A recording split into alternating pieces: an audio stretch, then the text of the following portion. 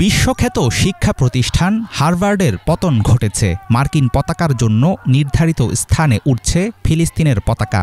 গাজায় ইসরায়েলি আগ্রাসন বন্ধ ও স্বাধীন ফিলিস্তিনের দাবিতে ক্ষোভে উত্তাল যুক্তরাষ্ট্র। এরই মধ্যে হার্ভার্ডে ঘটল ফিলিস্তিনি পতাকা উত্তোলনের ঘটনা। বিশ্ববিদ্যালয়ের প্রতিষ্ঠাতা জন হার্ভার্ডের ভাস্কর্যের পেছনে ফ্ল্যাগপোলে সাধারণত উড়ানো হয় আমেরিকার জাতীয় পতাকা। শনিবার বিক্ষোভকারীরা সেখানে উত্তোলন করে ফিলিস্তিনি নিশান। সোশ্যাল মিডিয়ায় দ্রুত ছড়িয়ে পড়ে ওই ভিডিও। ঘটনার দিন হার্ভার্ড ক্যাম্পাসে উড়ানো হয়েছিল ৩টি পতাকা। বিশ্ববিদ্যালয়ের হলে প্রথম পতাকাটি উত্তোলন করা হয় শনিবার স্থানীয় সময় সন্ধ্যা ৬টায়। দ্বিতীয় পতাকা উঠে সন্ধ্যা ৬টা ১৮ মিনিটে আর তৃতীয়টি উড়ে সন্ধ্যা ৬টা ২৩ মিনিটে। তবে ঘণ্টা খানেকের মধ্যে নামিয়ে ফেলা হয় এসব ফ্ল্যাগ।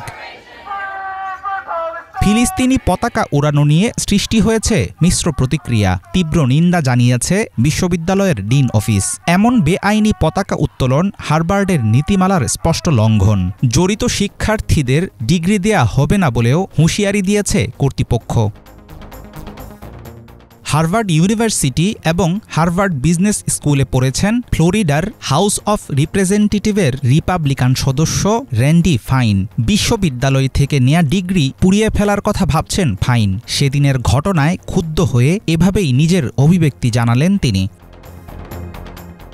হামাসপন্থী বিক্ষোভকারীরা হার্ভার্ড ক্যাম্পাসে আমেরিকান পতাকার জন্য সংরক্ষিত জায়গায় ফিলিস্তিনি পতাকা উড়িয়েছে। আমাদের দেশে এমনটা কিভাবে ঘটছে? সামাজিক যোগাযোগ মাধ্যমে এভাবেই নিজের প্রতিক্রিয়া ব্যক্ত করেন ওহাইওর রিপাবলিকান প্রতিনিধি জিম জর্ডান।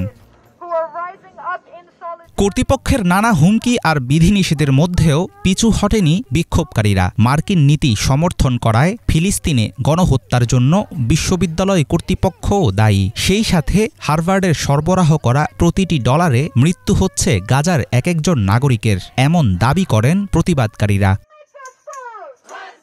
হার্ভার্ডের ফ্ল্যাগপোলে আমেরিকার পতাকার নির্ধারিত স্থানে অন্য কোনো পতাকা ওড়ানোর ঘটনা এবারই প্রথম না। ২০২৩ সালে ধর্ষণ বিরোধী একটি গ্রুপ বিশ্ববিদ্যালয় হলের ফ্ল্যাগপোলে উড়িয়েছিল সেইম অন হার্ভার্ড লেখা ব্যানার।